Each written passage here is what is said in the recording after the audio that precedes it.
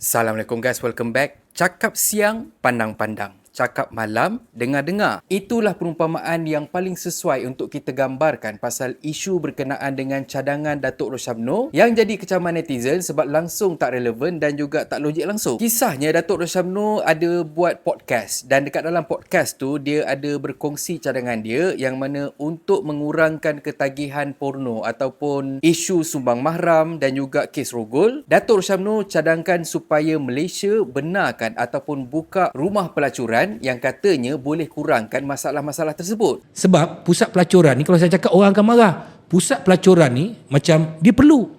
Cumanya apa yang dicadangkan dan dihuraikan oleh Datuk Rosyamno dekat dalam podcast tu memang langsung tak nampak arah tuju dia. Come on. Susah sikit nak jawab. Memanglah susah sebab benda ni tak di-open bercerita macam ni. Memang susah. Cumanya lepas tahu dia dikecam oleh netizen, Datuk Rosyamno muncul sekali lagi dan buat permohonan maaf. Assalamualaikum. Alamak, kecoh betul 1-2 hari ni pasal isu rumah pelacuran yang kononnya aku buat statement. Okey, apa-apa hal pun aku minta maaf dulu sebab aku tak sangka benda ni akan jadi viral yang besar. Tapi sebenarnya itu adalah promo untuk program podcast aku dekat Suhan Channel yang tajuk dia ialah Otak Porno.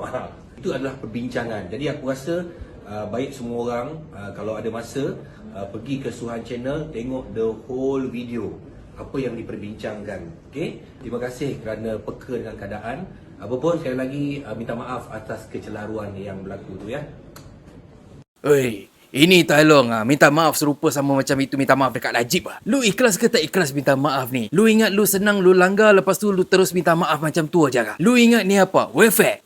Gurau je. Walaupun nampak macam tak ikhlas, tapi sekurang-kurangnya ada jugalah respon dari Datuk Rosyamno dan at least dia tahu pandangan dia tu tak diterima oleh majoriti rakyat Malaysia. Dan macam aku cakap semalam, yang kita better serahkan teguran ni kepada mereka yang lebih arif, mereka yang lebih berilmu. Dan memang kita dapat respon dari Mufti Pulau Pinang pasal perkara ni, yang mana Mufti Pulau Pinang menyela cadangan dari Datuk Rosyamno. Ikutkan pandangan dari Mufti Pulau Pinang, Datuk Seri Wan Salim katanya saranan sedemikian jelas satu galakan kepada perbuatan maksiat dan kita yakin semua masyarakat Islam tahu bahawa zina adalah satu jenayah yang boleh mengakibatkan kerosakan besar kepada individu, keluarga dan masyarakat. Selain itu, Al-Quran melarang keras perbuatan zina serta menganggapnya satu amalan yang keji dan jalan paling buruk yang dilalui oleh manusia di dalam kehidupan.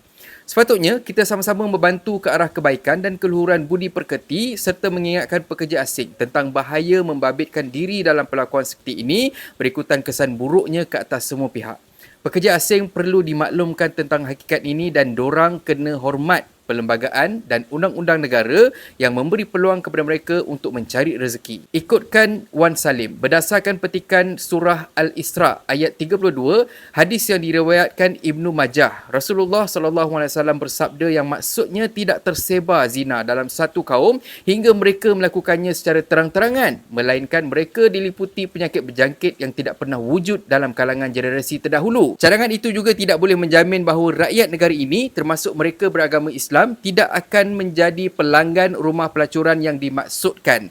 Sama point macam yang aku cakap dengan korang dekat dalam video aku sebelum ni. Kita tengok clubbing pun dah cukup dah. Itu disediakan untuk non-Muslim, tapi orang Muslim yang tergedik-gedik masuk ke dalam tu. Serius weh, korang datang dekat clubbing ni, korang resaklah sikit keding-keding pervert weh. Pui. Sikit weh kalau di club, serius tau. Tolonglah berisi sikit dia nampak macam pervert, serius tau. Tapi macam mana pun, aku setuju. Apa-apa pun berbalik pada agama kita sendiri. Ini masalahnya, kita nak ikut penyelesaian orang kafir tu dah kenapa? Satu dunia semakin lama semakin terbuka mata boleh nampak betapa bersihnya kaum Muslim. Sebab apa? Sebab boleh dik.